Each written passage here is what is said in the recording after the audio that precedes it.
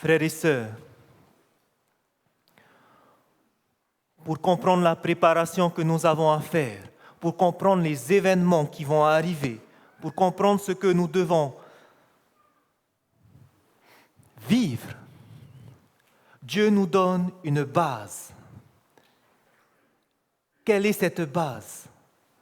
Nous lisons cela dans Évangélisés, page 204, paragraphe 2, où l'Esprit de prophétie écrit « Le peuple de Dieu devrait comprendre parfaitement le sujet du sanctuaire et du jugement.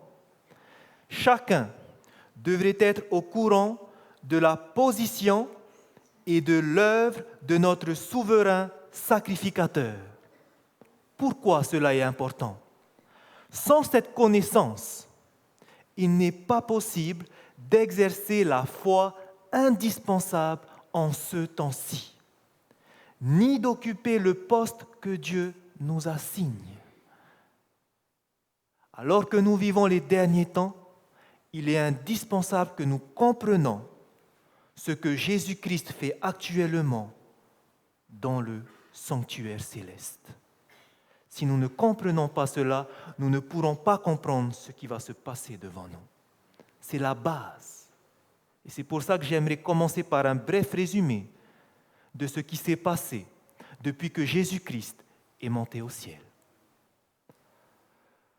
Quand vous allez regarder le ministère de Jésus, une fois qu'il a terminé son ministère sur terre, après sa crucifixion en l'an 31, ce qui s'est passé, c'est que pendant 40 jours après sa résurrection, il est resté sur terre. Et il a quitté ses disciples pour monter au ciel. Lorsqu'il est entré au ciel, il est monté dans le sanctuaire fait par Dieu lui-même. Le sanctuaire céleste. Qu'est-ce qu'il a fait? Il est monté pour y officier.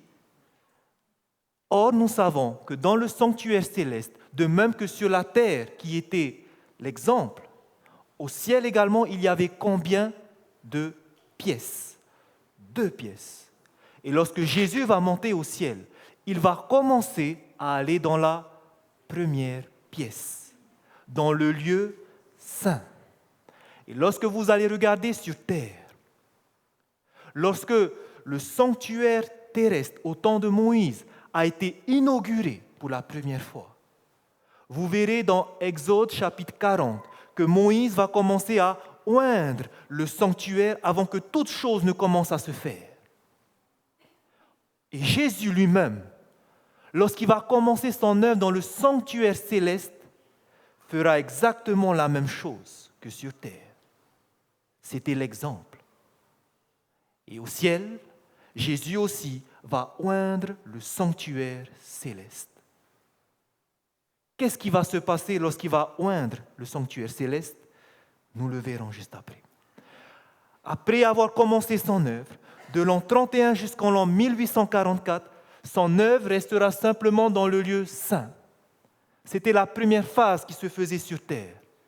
Mais arrivé en 1844, qui est la fin des 2300 soirs et matins de Daniel chapitre 8, verset 14, à ce moment-là, le sanctuaire doit être purifié. Comment est-ce qu'il est purifié? C'est lorsque les sacrificateurs sur terre passaient dans le lieu très saint. Et c'était le grand sacrificateur qui entrait une fois par an. Ce service de purification se passe dans le lieu très saint. Et en 1844, Jésus est passé du lieu saint au lieu très saint pour ce service de purification. Cette phase concerne une phase de jugement où on déterminera qui, parmi le peuple de Dieu, aura tout confessé ses péchés et qui, parmi le peuple de Dieu, sera pris au premier avènement, au second avènement de Jésus-Christ. Lorsque cette phase de jugement sera terminée, Jésus sortira du sanctuaire. Lorsqu'il va quitter le sanctuaire, le jugement est terminé. Alors, à ce moment-là, qu'est-ce qui va se passer? Il va lancer les 7 coupes de la colère de Dieu qui sont les 7 fléaux. Et enfin, alors que la rétribution des méchants a été donnée, qu'est-ce qui va se passer? Jésus reviendra chercher son peuple. Lorsque vous regardez le ministère de Jésus qui se fait au ciel, dans le sanctuaire céleste, et que vous regardez ce qui se passe sur terre, vous voyez qu'il y a un parallèle entre le ministère de Jésus au ciel et ce qui se passe pour son Église sur terre. Qu'est-ce qui s'est passé lorsque Jésus est entré au ciel et a commencé à inaugurer le sanctuaire en mettant l'huile, en oignant, en inaugurant, en mettant de l'huile dans le sanctuaire céleste? Qu'est-ce qui s'est passé sur terre? 10 jours après que Jésus est monté au ciel, alors qu'il va oindre le sanctuaire céleste, sur terre, son sanctuaire, son Église, va recevoir la pluie du Saint-Esprit, l'huile, le Saint-Esprit. Nous avons vu hier, c'est ce qu'on appelait la pluie de la première saison. Son Église va grandir, va se développer, et pendant plus de 18 siècles, Jésus va intercéder pour son Église.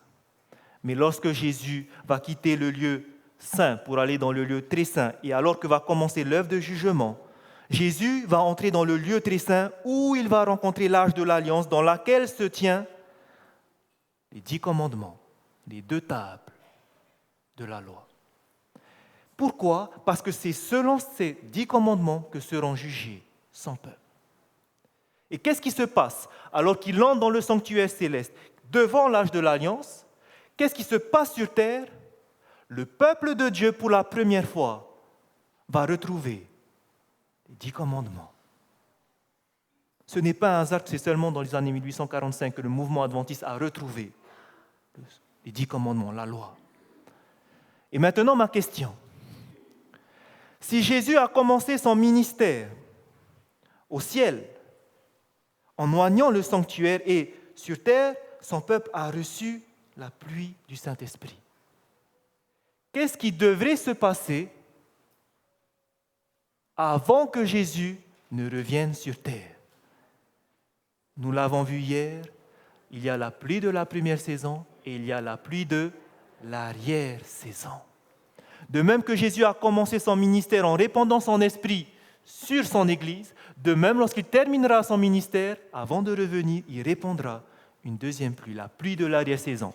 Et nous avons vu à quoi elle sert cette pluie-là. Ça va servir à terminer l'œuvre de Dieu sur terre. Maintenant, ce que nous allons faire, nous vivons à l'époque 2016, cette dernière époque, et nous allons zoomer dessus parce que nous voulons comprendre qu'est-ce qui va se passer devant nous, comment nous préparer. Si nous faisons un zoom dessus, nous voyons qu'il y aura la pluie de l'arrière-saison devant nous. Cela va se passer avant que Jésus ne revienne, avant qu'il ne lâche les 7 fléaux. Il doit y avoir la pluie de l'arrière-saison qui doit venir. Pendant cette étude, vous verrez cet axe que je vais projeter constamment. Ce qu'il y aura au-dessus, ce sera ce que Jésus fait au ciel. Ce que vous verrez en dessous, c'est ce qui se passe sur terre. Donc gardez ça en tête pour comprendre ce qui va se passer par la suite. Donc nous savons qu'actuellement, qu'est-ce qui se passe au ciel maintenant, à notre année 2016? Où est Jésus? Dans le lieu très saint. Il est en train de faire cette œuvre de jugement qu'il a commencé par les morts.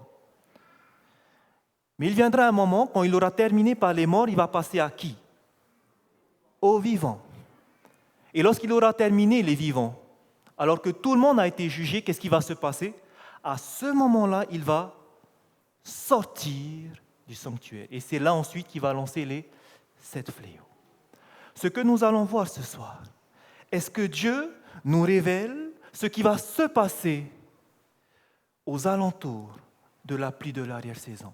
Est-ce que Dieu nous aide à voir les signes? Est-ce qu'il nous donne des signes pour savoir quand est-ce que ça va arriver? Comment nous préparer? Est-ce que Dieu le fait? Nous l'avons vu, oui. Regardons ensemble dans 1 Thessaloniciens.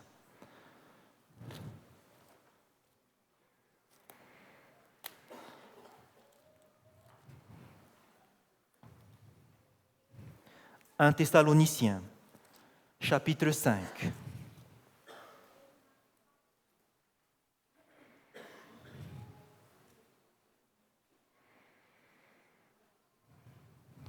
Est-ce que nous saurons ces événements qui vont se passer devant nous? Nous lisons dans 1 Thessaloniciens, au chapitre 5, le verset 2. Voici ce qui est écrit. 1 Thessaloniciens, chapitre 5, verset 2. Car vous savez bien vous-même que le jour du Seigneur viendra comment? Comme un voleur dans la nuit. Lorsqu'un voleur vient, est-ce qu'on sait qu'il vient?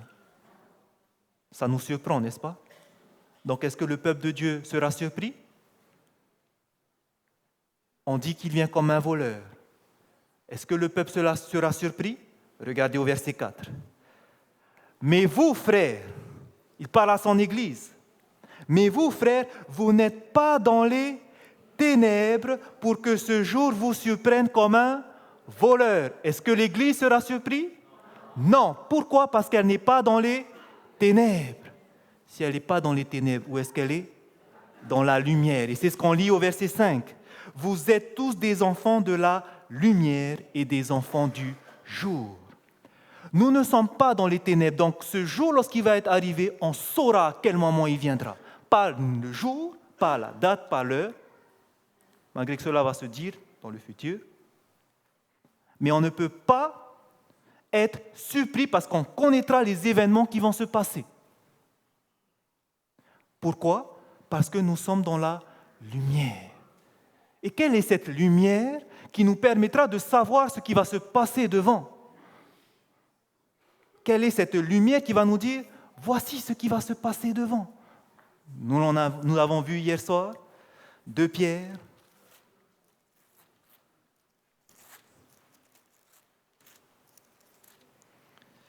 Chapitre 1. Quelle est cette lumière qui fera que nous ne sommes pas dans les ténèbres lorsque Jésus reviendra? 2 Pierre, chapitre 1. Et nous lisons le verset 19. 2 Pierre, chapitre 1, verset 19. Il est écrit « Et nous tenons pour d'autant plus certaine la parole prophétique à laquelle vous faites bien de prêter attention, comme à une lampe qui brille dans un lieu obscur jusqu'à ce que le jour vienne à paraître. » Quel est ce jour qui va paraître? Le retour de Jésus. Quelle est cette lampe qui va nous éclairer? La parole prophétique, la parole de Dieu. La prophétie nous permettra de savoir où est-ce que nous sommes placés. Qu'est-ce qui va se passer devant? Non seulement la parole de Dieu, mais particulièrement à la fin des temps, au travers de l'esprit de prophétie, Dieu nous éclairera. Nous allons voir ce soir qu'avec sa parole, qu'avec l'esprit de prophétie, Dieu nous expliquera ce qui va se passer devant nous. Première question que nous allons nous poser alors. Quel événement sera le signe annonciateur de la pluie de l'arrière-saison? Quel événement va entourer la pluie de l'arrière-saison? Est-ce que dans le livre de la révélation de Jésus-Christ, on nous parle de la pluie de l'arrière-saison?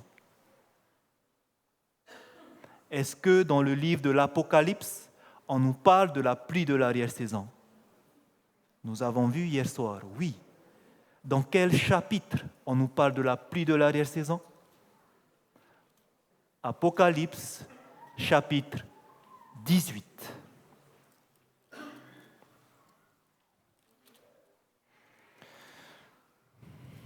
Nous allons essayer de voir quel événement entoure la pluie de l'arrière-saison. Et dans Apocalypse, chapitre 18, on nous parle de la pluie de l'arrière-saison. Si nous prenons Apocalypse, chapitre 18, nous lisons le verset 1 et 2. Nous avons vu cela hier. Apocalypse chapitre 18, versets 1 et 2. Il est écrit « Après cela, je vis descendre du ciel un autre ange qui avait une grande autorité, et la terre fut éclairée de sa gloire. Il cria d'une voix forte, disant « Elle est tombée, Babylone la grande. » Vous vous souvenez de ce passage? C'est quel message? Le message du deuxième ange qui va être répété mais avec une voix forte. Et nous avons vu que cette voix forte, ce n'était ni par la puissance ni par la force, mais par mon esprit, dit l'Éternel des armées. C'est ce message qui va être répété par la puissance du Saint-Esprit lors de la pluie de l'arrière-saison. Et maintenant, si nous voulons savoir qu'est-ce qui va se passer autour de la pluie de l'arrière-saison, il nous faut lire le contexte de ce verset lorsque l'ange va proclamer avec puissance ce message. Puisqu'il s'agit ici de la pluie de l'arrière-saison, du grand cri, il nous faut lire le contexte pour savoir qu'est-ce qui va se passer à ce moment-là. Lisons la suite. Je vous invite à lire la suite du verset 2. Elle est devenue une habitation de démons, un repaire de tout esprit impur, un repaire de tout oiseau impur et odieux, parce que toutes les nations ont bu du vin de la fureur de son impudicité, et que les rois de la terre se sont livrés avec elle à l'impudicité, et que les marchands de la terre se sont enrichis par la puissance de son luxe. Et j'entendis du ciel, verset 4, une autre voix qui disait « Sortez du milieu d'elle, mon peuple, afin que vous ne participiez point à ses péchés et que vous n'ayez point part à ses fléaux. » Regardez bien maintenant le verset 5. « Car ces péchés se sont accumulés jusqu'au ciel, et Dieu s'est souvenu de ses iniquités. » Lorsque ce message va être proclamé avec puissance, qu'est-ce qui s'est passé pour Babylone? On nous dit que les péchés de Babylone, qu'est-ce qu'ils ont été faits? Ils se sont accumulés jusqu'au ciel.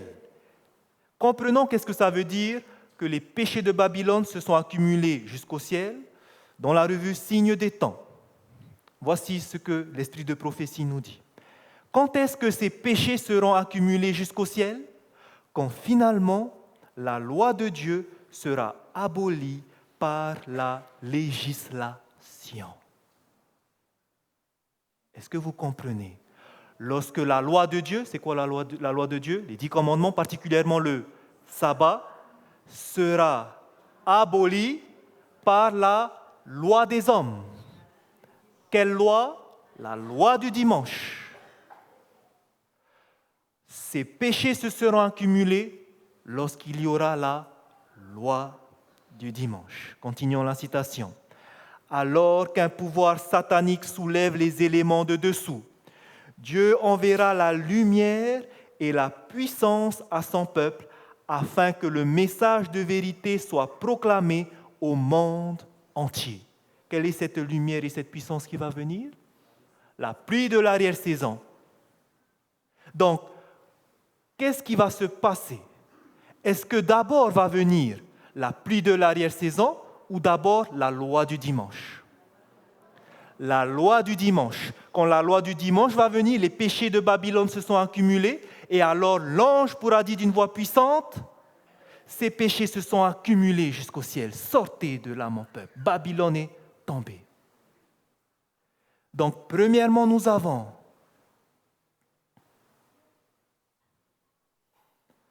la loi du dimanche. Les péchés se sont accumulés jusqu'au ciel. Et ensuite viendra la loi du dimanche.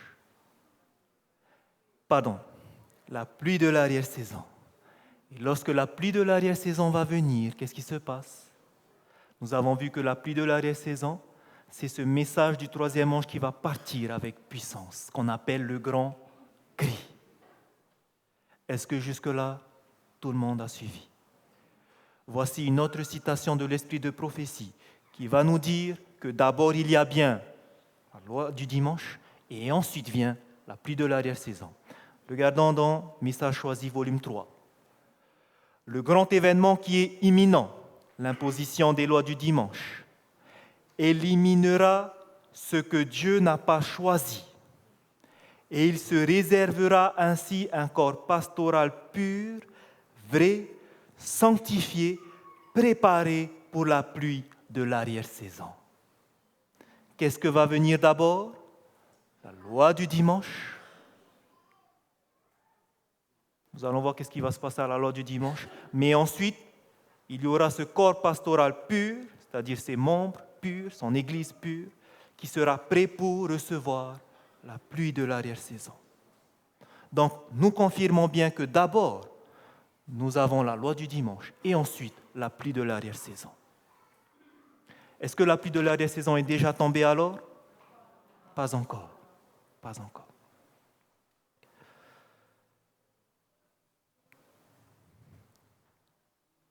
La question. Pourquoi d'abord la pluie de l'arrière-saison pourquoi la pluie de l'arrière-saison vient après la loi du dimanche? Pourquoi il y a d'abord la loi du dimanche? Regardez ce que l'Esprit de prophétie nous dit dans les commentaires adventistes, volume 7. L'Esprit de prophétie nous cite le moment où on va faire l'image de la bête, la marque de la bête, et elle fit que tous reçussent une marque sur leur main droite ou sur leur front, et que personne ne put ni acheter ni vendre sans avoir la marque. Qui peut me rappeler, quand est-ce qu'on peut recevoir la marque de la bête? Nous avons vu ça sabbat après-midi. On peut recevoir la marque de la bête, premièrement, lorsqu'il y aura la loi du dimanche, et deuxièmement, si on a reçu la vérité sur le sabbat et qu'on a refusé. Okay? Donc, lorsqu'il y aura la marque de la bête, la loi du dimanche est là. Qu'est-ce qu'on nous dit par rapport à cette loi du dimanche? Ceci est l'épreuve par laquelle le peuple de Dieu doit passer avant d'être scellé. Ok. La loi du dimanche doit venir d'abord, avant la pluie de l'arrière-saison, parce que qu'est-ce qui va se passer lorsqu'il y aura la loi du dimanche? Ça sera l'épreuve pour que le peuple puisse recevoir quoi? Le sceau de Dieu. Quel est le sceau de Dieu? On a étudié le sabbat. La loi du dimanche vient, et maintenant, le sceau de Dieu aussi peut être apposé. La personne va choisir, soit entre le sceau de Dieu, soit entre la marque de la bête. Question. Qui va recevoir le sceau de Dieu à la loi du dimanche? Ceci est l'épreuve par laquelle qui doit passer? Le peuple de Dieu. J'aimerais bien que vous faites attention. Lorsqu'il y aura la loi de Dieu, qui doit recevoir le sceau?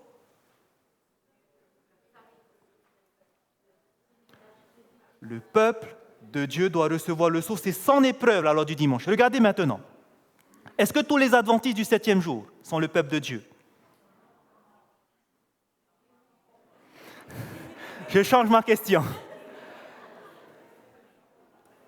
Le dernier mouvement prophétique, n'est-ce pas l'Église adventiste du 7e jour? C'est le peuple de Dieu. Parmi le peuple de Dieu, il y a l'ivré et le blé. Amen. Il y aura la loi du dimanche qui sera l'épreuve pour le peuple de Dieu. Pourquoi? Est-ce que le peuple de Dieu connaît le sabbat? Oui. Lorsque la loi du dimanche va venir, est-ce que ceux qui refusent de continuer à garder le sabbat, mais qui vont se soumettre à la loi, pourront recevoir la marque de la bête? Oui, parce qu'ils connaissent la vérité, la loi du dimanche est là, ils connaissent la vérité et ils refusent le sabbat, ils se soumettent à la loi. Est-ce qu'ils peuvent recevoir la marque de la bête? Oui, et s'ils refusent de recevoir la marque de la bête, qu'est-ce qu'ils auront? Le sceau de Dieu. Amen. Donc, lorsqu'il y aura la loi du dimanche, alors deux choses vont se passer pour le peuple de Dieu.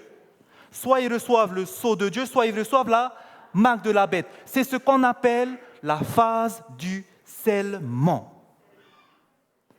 On reçoit le sceau. Le peuple de Dieu va être scellé. À quel moment? À partir de la loi du dimanche. Ça sera notre épreuve. La loi du dimanche est là, la marque de la bête est prête à apposer. Le peuple de Dieu qui se soumet aux autorités, plutôt qu'à Dieu, recevront la marque de la bête. Les autres auront le sceau de Dieu. Maintenant, si vous regardez ce graphique, puisque le sceau de Dieu vient juste avant la pluie de l'arrière-saison, qu'est-ce que nous avons dit hier soir pour ceux qui recevront la pluie de l'arrière-saison? Qu'est-ce qu'ils devront faire, premièrement? Se purifier. Est-ce qu'ils peuvent avoir un défaut de caractère? Non. Okay? Ils ne peuvent pas recevoir la pluie de l'arrière-saison s'ils n'ont pas vaincu les défauts. Ce qui veut dire, ceux qui seront scellés alors, est-ce que ceux qui reçoivent le sceau de Dieu, ceux qui sont scellés, sont devenus alors purs? Oui ou non? Oui, puisqu'ils recevront la pluie de l'arrière-saison. Confirmons cela avec l'esprit de prophétie. Témoignage pour l'Église, volume 2. Aucun de nous ne recevra le sceau de Dieu tant que son caractère aura une tache ou une souillure. C'est clair et net. Ceux qui reçoivent le sceau de Dieu, le caractère est devenu pur. Aucune tache, aucune souillure. Et c'est à nous maintenant qu'incombe le devoir de nous corriger de nos défauts de caractère et de nettoyer de toute souillure le temple de notre âme. Est-ce que vous voyez le travail que nous avons à faire? À ce moment-là, lorsque notre temple, notre âme sera purifiée de tout défaut, nous aurons reçu le sceau de Dieu et alors, qu'est-ce qui va se passer? Alors, la pluie de l'arrière-saison tombera sur nous, de même que la pluie de la première saison tomba sur les disciples au jour de la Pentecôte. Vous voyez maintenant comment sont liés le sceau de Dieu avec la pluie de l'arrière-saison? Il faut être pur, purifié de tout défaut de caractère. Nous avons un gros travail à faire et vous comprenez maintenant pourquoi nous sommes là. Nous avons besoin de nous préparer. Ce qui veut dire, si notre caractère est pur, est-ce qu'on continue de pécher? Vous comprenez que maintenant, cela veut dire que si on veut le sceau de Dieu, il faut arrêter de pécher. Il faut arrêter de pécher. ER à la fin, excusez-moi. Il faut arrêter de continuer à faire le péché. C'est ce que nous demande Dieu en vue de ce qui va se passer devant nous. Tant que nous aurons encore ces défauts de caractère, nous ne pouvons pas recevoir le sceau de Dieu. Et alors nous ne pouvons pas recevoir la pluie de l'arrière-saison. Mais ceux qui auront vaincu le péché, ces personnes, parce qu'ils auront arrêté de pécher, qu'est-ce qui va se passer pour eux? Regardez, lorsque le décret aura été proclamé. Quel est le décret? Loi du dimanche. Que le sceau aura été apposé. Maintenant, Dieu peut apposer son sceau. Sur qui? Sur ceux qui auront été purs. Qu'est-ce qui va se passer sur ces personnes qui auront le sceau? Leur caractère maintenant demeurera pur et sans tache à jamais. Parce qu'ils auront arrêté de pécher, ils auront été scellés, maintenant ils auront la victoire jusqu'au bout sur le péché. N'est-ce pas formidable? Amen. Vous voyez ce qui nous attend devant? Une vie sans péché. Et demain, vous allez comprendre pourquoi c'est important. Jamais le sceau de Dieu ne sera placé sur un front impur. Tous ceux qui le recevront devront être sans tache devant Dieu, des candidats pour le ciel. Tous ceux qui recevront le sceau de Dieu, ce seront des candidats pour le ciel. Ça veut dire quoi? Qu'ils vont aller au ciel. Ça veut dire quoi par rapport à leur jugement? Jésus les aura jugés et ces personnes seront sauvées. Et maintenant, nous allons faire le lien entre ceux qui reçoivent le sceau avec ce qui va se passer au ciel avec Jésus. Qu'est-ce qui se passe au ciel? Lorsque les temps de rafraîchissement, on parle de quel événement? La pluie de l'arrière-saison, viendront de la part du Seigneur, alors les péchés des âmes repentantes, ayant reçu la grâce du Christ et ayant vaincu par le sang de l'agneau, seront enlevés des registres du ciel. Vous savez que vos péchés sont inscrits dans le ciel, hein? Okay. À quel moment ils vont être effacés? Lorsque les temps de rafraîchissement vont venir, le temps de la pluie de l'arrière-saison. Est-ce que c'est les péchés de tout le monde qui vont être effacés? Non, seulement les péchés des âmes repentantes. Donc voici ce qui se passe pour tous ceux qui auront le sceau de Dieu. Leurs péchés, parce qu'ils ont arrêté de pécher, ils ont tout confessé leurs péchés, ils ont arrêté de pécher. Maintenant, Jésus pourra effacer tous leurs péchés. Cela revient à faire quoi? Qu'il y aura un jour où tel membre, son nom sera appelé au tribunal divin.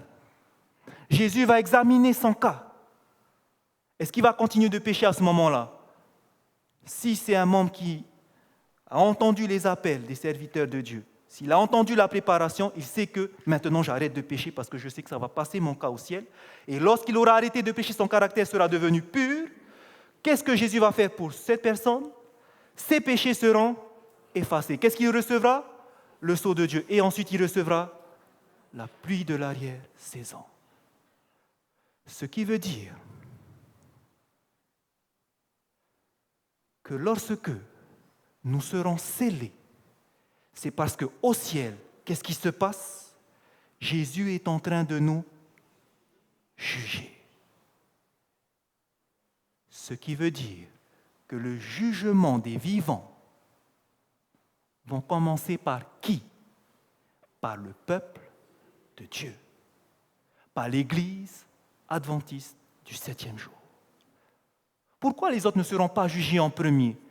Est-ce qu'ils peuvent recevoir la marque de la bête s'ils n'ont pas entendu la vérité? Non.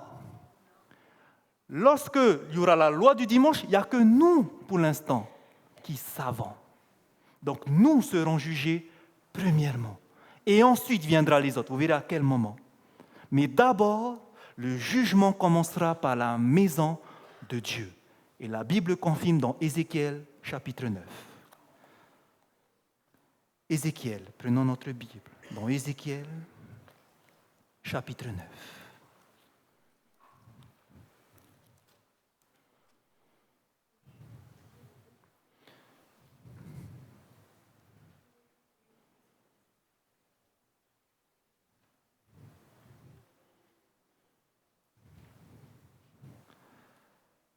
La Bible va confirmer que le jugement va commencer par le peuple de Dieu. Son peuple, son Église, l'Église adventiste du 7e jour. Nous lisons dans Ézéchiel chapitre 9, du verset 3 à 6. Ézéchiel chapitre 9, verset 3, il est écrit: « La gloire du Dieu d'Israël s'éleva du chérubin sur lequel elle était. Elle se dirigea vers le seuil de la maison, et il l'appela l'homme vêtu de lin et portant une écritoire à la ceinture. L'Éternel lui dit: passe au milieu de la ville, au milieu de Jérusalem, et fais une marque sur le front des hommes qui soupirent et qui gémissent à cause de toutes les abominations qui s'y commettent. » Ici, on est en train de parler de l'homme vêtu de lin qui va passer dans la ville pour faire quoi? Pour poser une marque, un sceau. On est en train de parler d'un scellement. Et regardez ce qui se passe. Verset 5. « Et à mes oreilles, il dit aux autres: passez après lui dans la ville et frappez, que votre œil soit sans pitié et n'ayez point de miséricorde. Tuez, détruisez les vieillards, les jeunes hommes, les vierges, les enfants et les femmes, mais n'approchez pas de quiconque aura sur lui la marque. » Donc d'abord, on va poser la marque, c'est l'homme vêtu de lin. Tous ceux qui auront la marque, c'est bon, il a fini. Et derrière eux vont passer des hommes pour détruire tous ceux qui n'auront pas la marque. De quel événement on est en train de parler ici? La destruction des 7 fléaux. Ça ne touchera que ceux qui auront la marque de la bête. Ceux qui auront le sceau de Dieu, est-ce qu'ils seront touchés? Non, on nous parle de cet événement. Et regardez, je relis le verset 6. « Tuez, détruisez les vieillards, les jeunes hommes, les vierges, les enfants et les femmes, mais n'approchez pas de quiconque aura sur lui la marque, et commencez par mon sanctuaire. » Le jugement commencera par le sanctuaire de Dieu, par sa maison, par son peuple, parce qu'eux connaissent la vérité. Et Dieu nous redemandera des comptes. Ça commence par la maison de Dieu. Une deuxième preuve, c'est lorsque vous allez regarder le parallèle qu'il y aura entre la pluie de l'arrière-saison et la pluie de la première saison. Vous allez voir que c'est la même chose. D'abord le peuple de Dieu et ensuite les autres. Nous n'allons pas aller en détail. S'il faut aller en détail, on peut rajouter d'autres choses, mais je ne vais pas le faire, on n'a pas assez le temps. Regardez, nous venons de dire que d'abord on scelle le peuple de Dieu et ensuite vient la pluie de l'arrière-saison pour donner le grand cri. À qui le message va être proclamé ensuite? Parce qu'on a reçu la pluie de l'arrière-saison, on va les proclamer à qui? Au monde. Terminer l'œuvre de Dieu. Ceux qui auront reçu proclameront l'évangile au monde. Or, lorsque vous allez regarder à la pluie de la première saison, c'est-à-dire au temps de la Pentecôte, lorsque l'évangile va partir dans le monde, avant que l'évangile parte dans le monde, qu'est-ce que Jésus a dit? Dans Matthieu chapitre 10, il va donner la première commission, n'allez pas vers les Samaritains, n'allez pas vers le monde, mais allez d'abord vers les brebis de la maison, vers les brebis perdues de la maison d'Israël. Qui sont qui? Les Juifs. Jésus a dit, lorsqu'ils vont aller témoigner, de commencer par les Juifs. Pourquoi, d'après vous, Jésus va leur dire, allez d'abord vers les Juifs? Parce que c'est son peuple. Amen. Mais parce qu'aussi, une prophétie va bientôt se terminer. La prophétie des 70 semaines de Daniel chapitre 9, où Dieu avait déterminé un temps sur son peuple. 70 semaines ont été apposées sur ton peuple pour qu'il mette fin aux iniquités. Et les 70 semaines allaient terminer à quel moment? 3 ans et demi après la crucifixion de Jésus-Christ. 3 ans et demi après la crucifixion de Jésus-Christ, ça devait terminer le temps que Dieu a accordé au peuple juif. Qu'est-ce qui s'est passé entre la mort de Jésus-Christ et 3 ans et demi après? L'évangile a été annoncé à qui? À partir de la mort de Jésus-Christ, juste 3 ans et demi après, 3 ans et demi après, on arrive à la mort d'Étienne, à sa lapidation. Pendant ces 3 ans et demi, où est-ce qu'était prêché le message? Seulement à Jérusalem. Pourquoi? Parce que le peuple de Dieu devait être scellé. Israël, le temps était terminé sur eux. Parce qu'à l'année 34, 3 ans et demi plus tard, qu'est-ce qui doit se passer? L'évangile devait maintenant aller vers le monde. Dieu a terminé. À quel moment? À la lapidation d'Étienne. Qu'est-ce qui s'est passé? Les Juifs l'ont lapidé. Ils ont refusé le message que Étienne est venu leur annoncer, qu'ils ont tué Jésus-Christ. Ils n'étaient pas contents, ils l'ont tiré dehors, ils l'ont lapidé. Et à ce moment-là, publiquement, ils ont montré qu'ils ont rejeté le Messie. Ils ont rejeté Dieu lui-même. Et les 70 semaines se sont arrêtées en l'an 34. C'est fini pour le peuple de Dieu Israël. Mais alors maintenant, vers qui l'évangile va aller? Dans Actes chapitre 8, vous allez voir, ce jour-là, il y avait Paul qui tenait la tunique d'Étienne. Et qu'est-ce qui va se passer ce jour-là? Actes chapitre 8, verset 1, il y eut une grande persécution contre les chrétiens. Et qu'est-ce qui s'est passé? Tous les chrétiens se sont dispersés. Et en se dispersant, qu'est-ce qu'ils ont emmené avec eux dans le monde? L'évangile au monde. D'abord, le peuple de Dieu. Parce qu'ils vont être scellés. Après, l'évangile annoncé au monde. Maintenant, la question pour nous. Qu'est-ce qui s'est passé lorsque l'évangile est parti dans le monde? Nous venons de le dire dans Actes chapitre 8, verset 1. Il y eut une grande persécution. Les chrétiens ont été persécutés. Mais plus on les persécutait, plus les martyrs qui répandaient leur sang, c'était comme de la semence pour d'autres personnes. D'autres personnes étaient converties. Plus il y avait de persécutions, plus ça se convertissait. À chaque fois qu'il y a des martyrs, à chaque fois la parole de Dieu part. Dieu permet les persécutions parce qu'il sait que par derrière, sa parole va partir, va se propager. Et la question maintenant pour nous, lorsque l'évangile va être annoncé au monde au travers du grand cri, est-ce qu'il y aura aussi la même chose qu'il y a eu lors de la pluie de la première saison? Vous allez voir que oui. Oui. Témoignage pour l'Église, volume 6. C'est lorsque la tempête de la persécution éclatera sur nous réellement.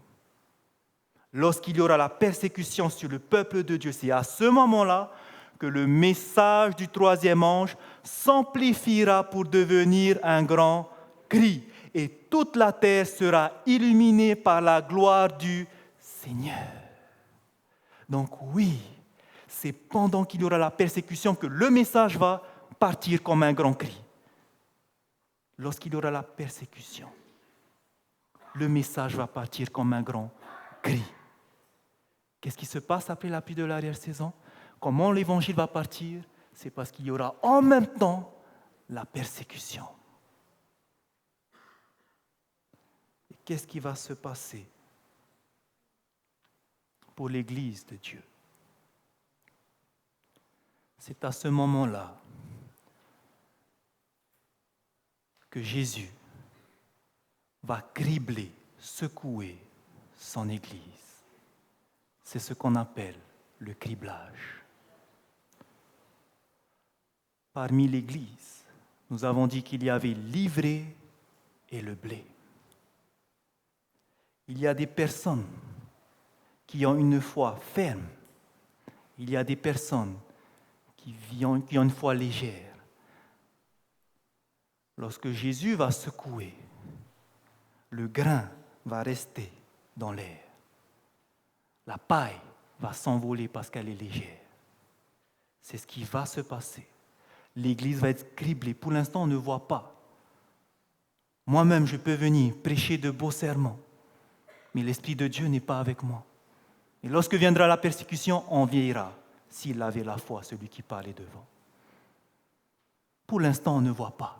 À quel moment on va savoir? Lorsqu'il y aura la persécution. C'est à ce moment-là que le crible va venir. Cela est confirmé dans Témoignage pour l'Église, volume 5. Le temps n'est pas éloigné où toute âme sera éprouvée. On voudra nous imposer la marque de la bête. Ceux qui auront pas à pas cédé aux exigences du monde et se seront conformés à ses coutumes ne trouveront pas difficile de céder au pouvoir en place plutôt que de se soumettre à la dérision, à l'insulte, aux menaces d'emprisonnement et de mort. Le débat portera sur les commandements de Dieu et les commandements humains. Et c'est en ce temps-là que l'or sera séparé des scories dans l'Église. Il y aura le criblage dans l'Église. Cela va se passer. Ceux qui auront pas à pas cédé au monde, à ses convoitises, qu'est-ce qui va se passer pour eux? Ils vont être trouvés légers. C'est ce qui va se passer, c'est là que va se révéler. Frères et sœurs, j'aimerais faire 2 remarques à ce sujet. Pour l'instant, c'est encore futur. Pour l'instant, on ne voit pas la réalité de ces choses. Mais sachez que ça va venir. En notre génération. J'aimerais faire 2 remarques pour nous.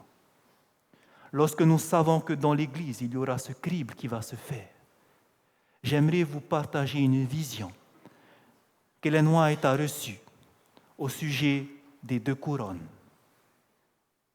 Cette vision, vous pouvez la trouver dans Témoignage pour l'Église, volume 1, au chapitre 25. C'est intitulé « La vision des 2 couronnes ». Témoignage pour l'Église, volume 1, chapitre 25. Voici ce qu'elle va voir.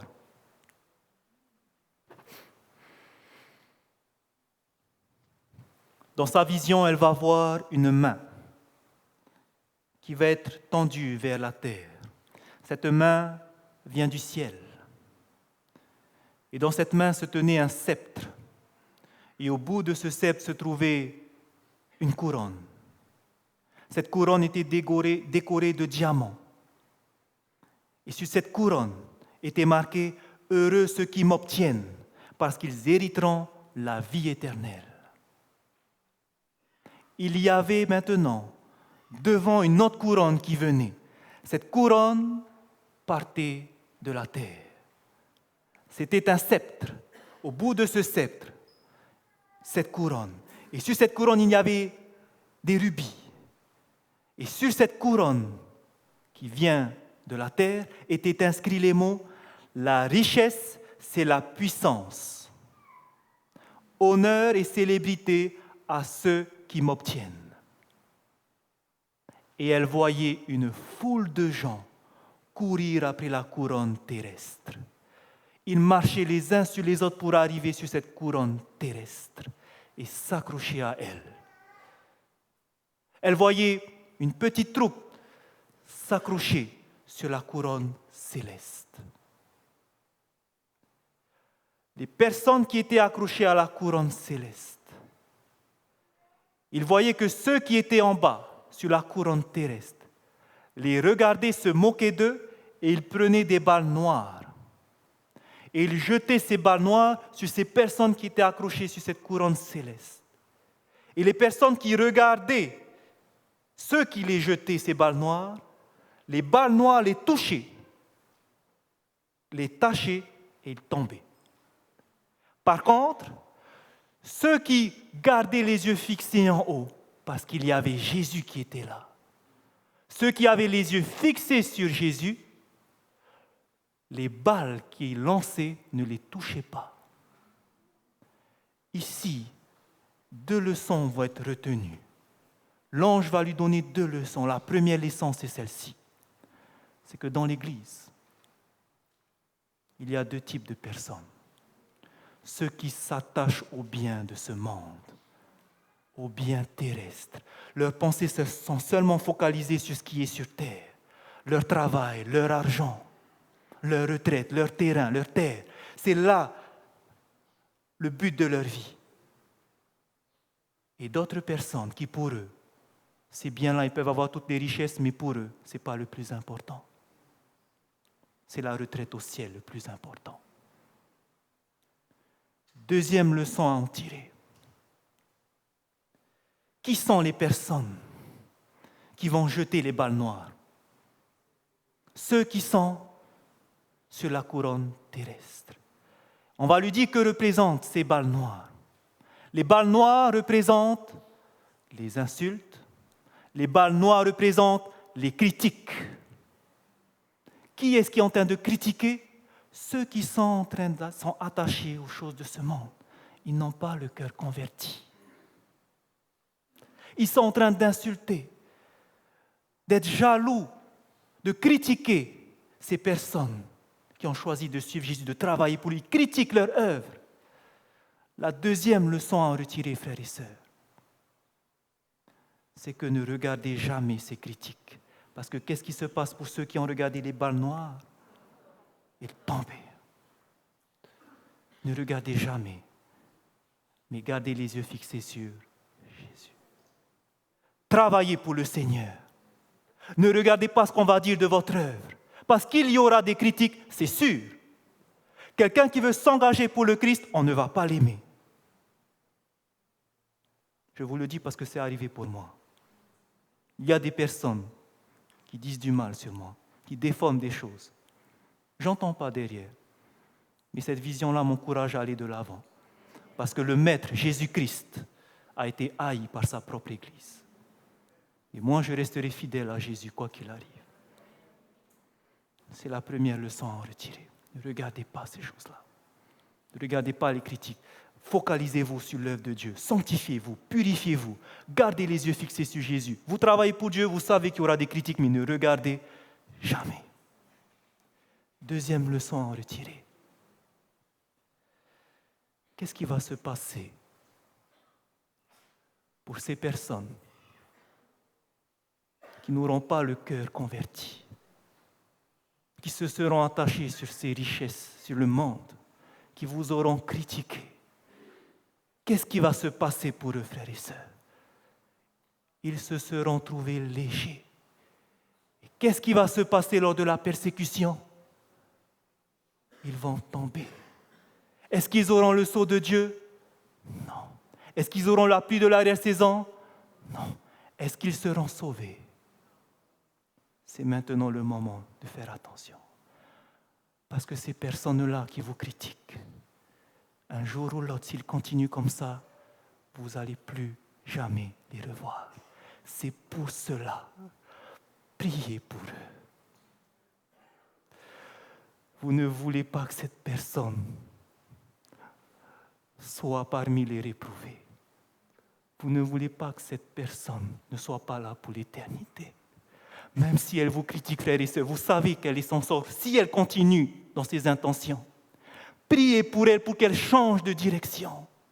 Priez pour elle parce que vous ne voulez pas qu'elle soit criblée. Ces personnes qui vous insultent, priez pour eux parce que vous voulez que Dieu les sauve.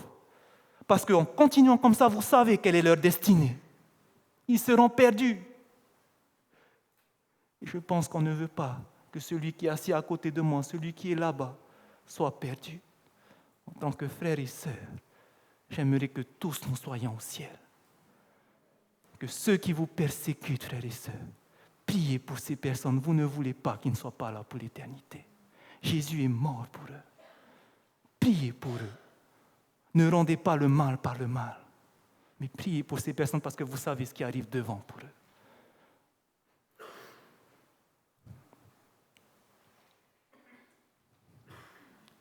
Qu'est-ce qui va se passer pour les autres maintenant?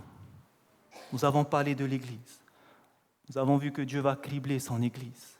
Tous ceux qui se seront trouvés légers vont tomber. Mais n'oubliez pas que le grand cri va être annoncé par tous ceux qui seront restés fidèles à Dieu, qui auront partagé sa parole avec foi. Malgré les critiques, ils auront œuvré pour le Seigneur avec la puissance du Saint-Esprit. Les autres ne verront pas, mais ils l'auront fait par la puissance du Saint-Esprit. Et qu'est-ce qui va se passer à ce moment-là? Alors qu'il y aura le crible, alors que les personnes vont sortir petit à petit, tomber, que va-t-il se passer pour les autres? Ils vont entendre ce message. Et à ce moment-là, regardez ce que l'esprit de prophétie nous dit. Dans Événements des derniers jours, page 138. Les rangs rompus. Rompus par qui? Tous ceux qui auront abandonné Dieu. Seront remplis par ceux que le Christ a représentés comme venant à la 11e heure. L'Esprit de Dieu travaille en beaucoup d'âmes. Le temps des jugements destructeurs de Dieu. Ce temps destructeur, ce n'est pas lorsqu'il y aura les 7 fléaux. C'est un temps qui va venir juste un petit peu avant, qu'on appelle le bref temps de trouble de Jacob. Ce temps-là, c'est avant les 7 fléaux, où on pourra encore être sauvé. Parce que pendant les 7 fléaux, est-ce qu'on peut être sauvé? Non, puisque Jésus est sorti du lieu très saint. Donc, les temps destructeurs, c'est le temps qui vient avant, où on peut être sauvé.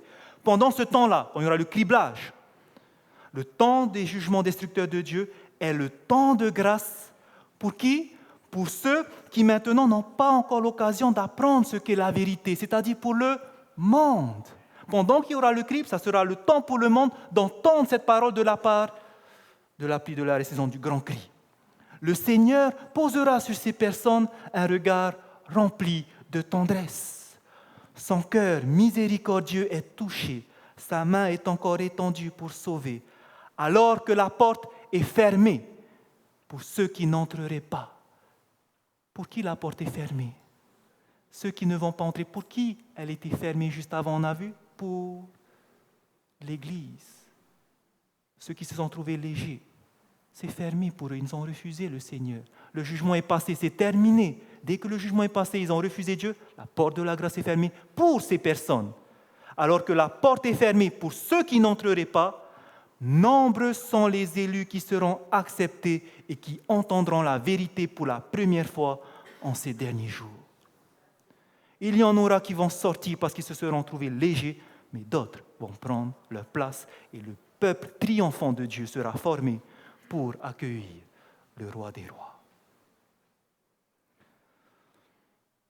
Qu'est-ce qui va se passer?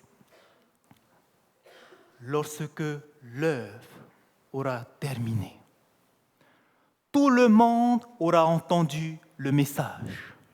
Chaque être humain sur terre aura entendu parce que Jésus a dit « Cette bonne nouvelle du royaume sera prêchée dans le monde entier et alors viendra la fin. » Donc tout le monde sur terre aura entendu. Chacun aura pris position ou pour Dieu ou pour la loi des hommes.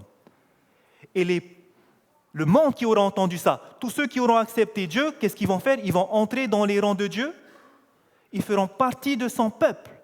Et ces personnes-là, lorsqu'ils auront entendu la vérité et qu'ils auront choisi, ils auront aussi le sceau de Dieu. À chaque fois qu'ils entendront la vérité, ils seront scellés petit à petit. Donc pendant tout ce temps-là, il y aura le scellement de ces personnes. Au ciel, Jésus a fini le jugement des adventistes vivants. Il va passer maintenant au jugement du monde. Ils seront jugés lorsqu'ils auront entendu la vérité. Et petit à petit, les rangs se rempliront. Certains recevront la marque de la bête, d'autres recevront le sceau de Dieu. Et lorsque l'œuvre sera terminée, lorsque toute personne sur cette terre aura entendu le message, que va-t-il se passer? Le jugement au ciel, il est terminé. La dernière personne qui a entendu, ça y est, elle a pris position. Le jugement de cette dernière personne est terminé. Toute la terre a été jugée. Qu'est-ce qui se passe au ciel pour Jésus? Il a terminé son œuvre de jugement. Alors qu'il a terminé, qu'est-ce qui se passe? Jésus sort du lieu très saint. Et la porte de la grâce est définitivement fermée pour tout le monde. Et alors, Jésus dira que celui qui est juste se purifie encore. Celui qui est injuste soit injuste encore. Parce que je viens et ma rétribution est avec moi pour rendre à chacun selon ses œuvres. Et il lancera les 7 fléaux. Ceux qui auront gardé le sceau de Dieu seront protégés pendant ces 7 fléaux. Et alors Jésus reviendra nous chercher. Maintenant, la question que nous nous posons. Lorsque nous comprenons maintenant ce que le Seigneur nous a révélé par l'esprit de prophétie, par sa parole, lorsque nous voyons ce qui arrive devant nous, la question est celle-ci que beaucoup vont se demander. Est-ce que alors, puisque c'est que lorsqu'il y aura la pluie de la saison que le message va partir avec puissance, est-ce que maintenant nous devons attendre que la pluie de l'arrière-saison arrive? Non. Pourquoi? Regardez. Ce n'est pas le moment d'attendre que la pluie de l'arrière-saison arrive. Ce n'est pas quand la pluie de l'arrière-saison va venir arrive que là, je vais travailler pour Dieu. C'est maintenant qu'il faut commencer. Pourquoi? Au lieu de vivre dans l'attente de quelques moments particuliers et sensationnels, ici dans le contexte, on parle de la pluie de l'arrière-saison, maintenant, nous devons profiter sagement des occasions actuelles, faisant tout ce qu'il faut pour sauver les âmes. C'est maintenant qu'il faut commencer. Vous savez pourquoi? Une personne qui ne sait pas comment partager l'Évangile, lorsque la pluie de l'arrière-saison va venir, pensez-vous que d'un coup elle saura le faire? La pluie de l'arrière-saison, ce n'est pas une magie et ça y est, vous êtes le plus grand prédicateur. Non. Le Saint-Esprit va vous rappeler ce que vous connaissez, ce qu'il vous a enseigné. Si vous avez commencé à travailler pour le Seigneur, vous avez commencé à partager sa parole, lorsque la pluie de l'arrière-saison va venir, les paroles que le Saint-Esprit va vous remettre parce que vous avez déjà fait seront encore plus touchantes. Ça va plus percer les cœurs. C'est pour cela que c'est maintenant qu'il faut commencer. C'est maintenant que l'entraînement doit commencer. Il ne faut pas attendre. Maintenant commencer pour que lorsque ça va venir, vous allez voir, ça va prendre plus d'ampleur. Vous serez déjà habitué, entraîné. Donc maintenant, nous devons commencer. Pourquoi aussi? Il ne faut pas attendre maintenant. Lorsque nous aurons une entière consécration au service du Christ, accomplie de tout notre cœur, Dieu reconnaîtra ce fait par une effusion sans mesure de son esprit, c'est-à-dire par la pluie de l'arrière-saison. Mais cela ne se produira jamais tant que la plus grande partie de l'Église ne travaille pas avec Dieu. Dieu ne pourra pas déverser la pluie de l'arrière-saison si son Église ne se met pas maintenant au travail. Donc, est-ce qu'il faut attendre? Non. Maintenant, il faut se mettre au travail. Et dimanche, nous allons parler pourquoi c'est important de se mettre au travail maintenant. Deuxième remarque. Non seulement il ne faut pas attendre de se mettre au travail, mais il y a certains qui se disent,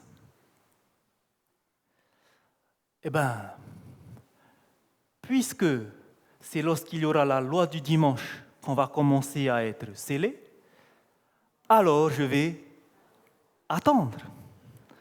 Et lorsque la loi du dimanche va venir, maintenant je vais me donner à Dieu.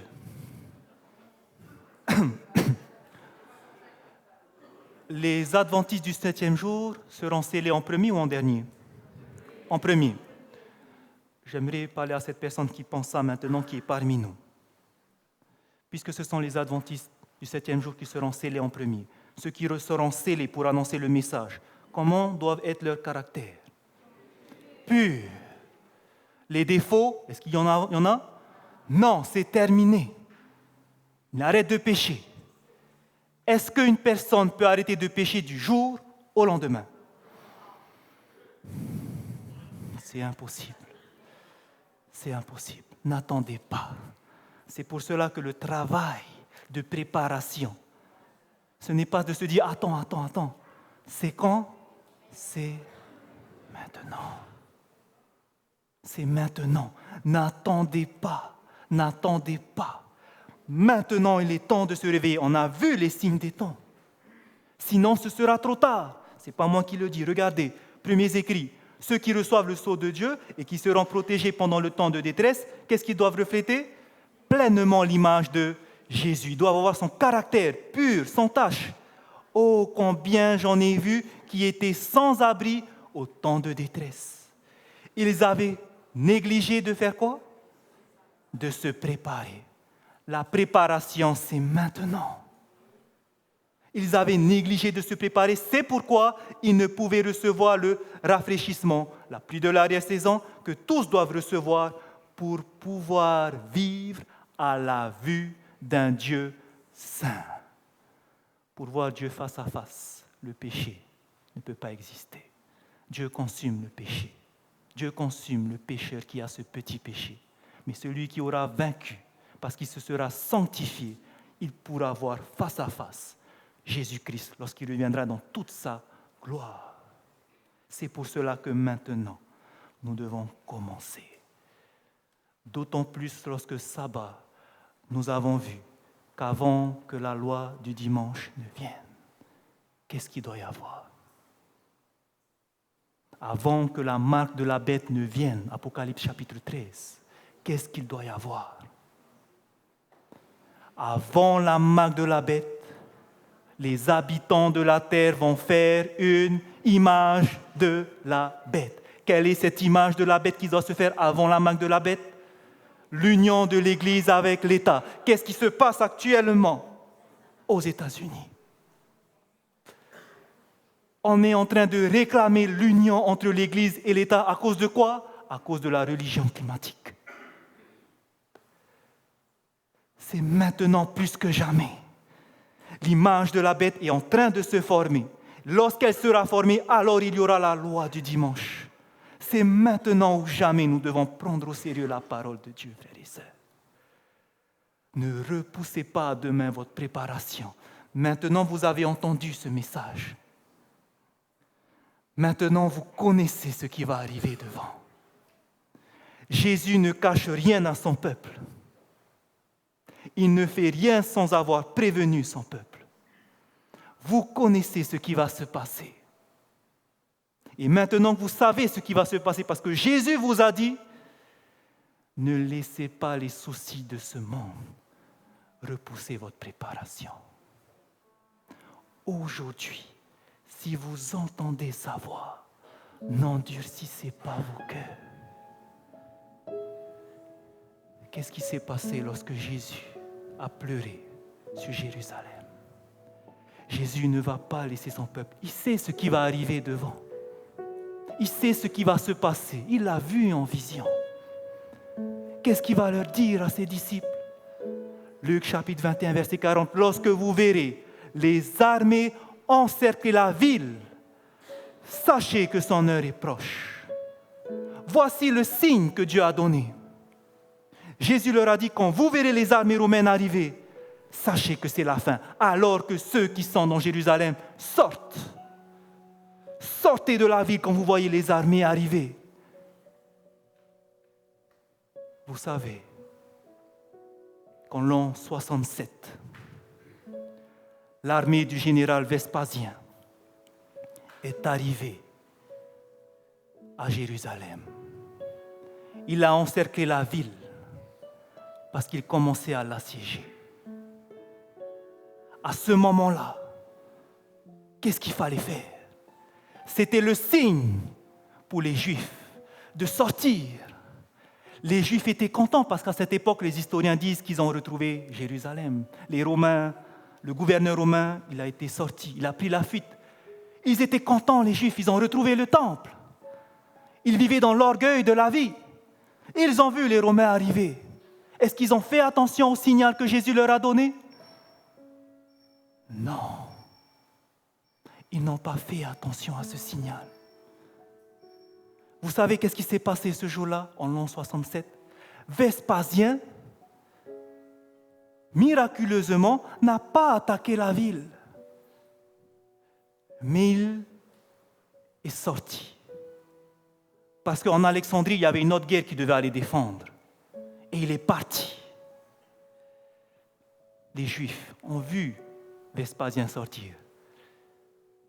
Il a peur de nous. Continuons à vivre, à manger, à boire.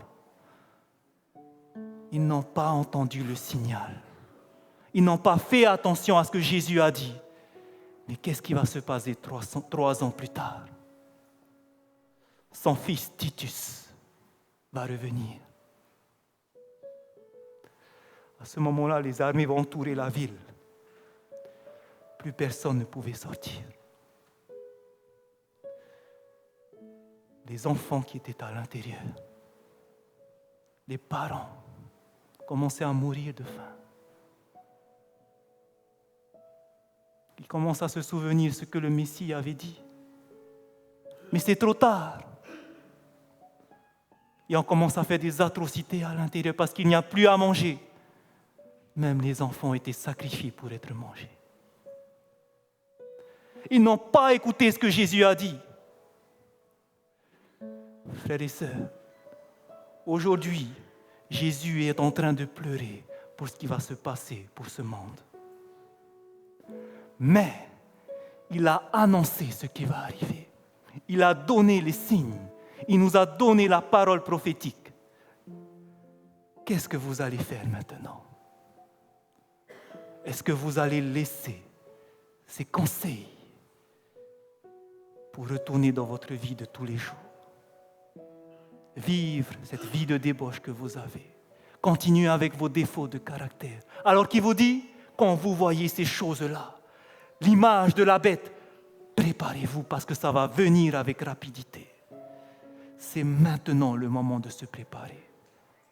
Ne faisons pas la même erreur que les Juifs. Ces leçons sont pour nous aujourd'hui. Cette histoire, c'est pour nous aujourd'hui. Qu'est-ce que vous allez faire? Jésus pleure sur son Église. Dans le monde entier, frères et sœurs, les messages que je vous partage, j'en ai vu qui se font un peu partout dans le monde.